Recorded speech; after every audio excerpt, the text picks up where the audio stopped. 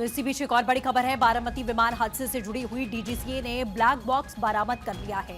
अब black box में जो तमाम जानकारियां होती हैं प्लेन के भीतर की, वो सब स्टोर होती हैं। कुछ समय के बाद में जानकारी मिल पाएगी कि आखिरकार क्या कुछ हुआ, क्या कुछ बातचीत वहां पर की गई जब यह हादसा हुआ, क्योंकि मेडे कॉल भी नहीं दिया गया, कोई इमरजेंसी सिग्नल पायलट की ओर से नहीं दिया गया। तो यहाँ क्या तकनीकी खराबी थी, क्या पायलट को दिखाई नहीं दिया, वाकई में एयर स्ट्रिप नहीं दिखाई दी, कोहरा बहुत ज्यादा था, इन सब चीजों की जानकारी अब यहां पर इस ब्लैक बॉक्स के जरिए मिल पाएगी, क्योंकि इसमें सारी रिकॉर्डिंग्स स्टोर होती हैं। जो भी कॉकपिट पर बातचीत हुई होगी पायलट्स के बीच में आपस में, उन्होंने जो बातचीत की होगी उस सब की रिकॉर्डिंग इस ब्लैक बॉक्स में मौजूद होती है कि अंतिम समय में क्या कंफ्यूजन यहां पर हुआ, क्या खराबी यहां आई और क्या वजह रही कि कोई इमरजेंसी सिग्नल या मेडे कॉल पायलट की ओर से नहीं दिया गया। इसके पीछे की क्या वजह रही, क्या तकनीकी खराबी यहां रही, तो उस बातचीत की रिकॉर्डिंग इस ब्लैक बॉक्स में स्टोर होती है, जो कि अब सीधे तौर पर जब जांच होगी तो निकलकर सामने आएगा कि पायलट्स के बीच में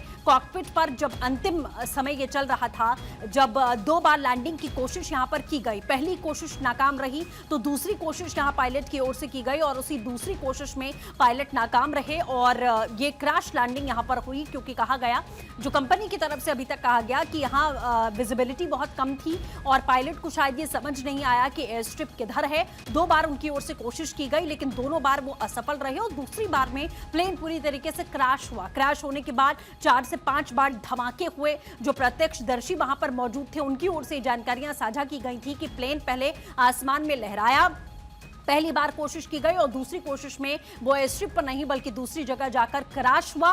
क्रैश होने के बाद में 4 से 5 बार उसमें धमाके हुए, ब्लास्ट हुए, जिसके बाद शव छत विछत हालात में वहां देखे गए और तब जाकर रेस्क्यू की कोशिश यहां की जाने लगी, क्योंकि आग बहुत ज्यादा भयंकर लगी हुई थी। तो फिलहाल डीजीसीए की तरफ से ब्लैक बॉक्स बरामद किया गया है। ठोस एविडेंस होता है ब्लैक बॉक्स, इसमें ऑडियो रिकॉर्डिंग्स होती हैं, जो बातचीत पायलट आपस में कर रहे होंगे उस समय एक दूसरे को इंस्ट्रक्शंस यहाँ दे रहे होंगे, या क्या गलतफहमी हुई, क्या उन्हें समझ नहीं आया, या मेडे कॉल उन्होंने क्यों नहीं दिया, इमरजेंसी कॉल उन्होंने क्यों नहीं दिया।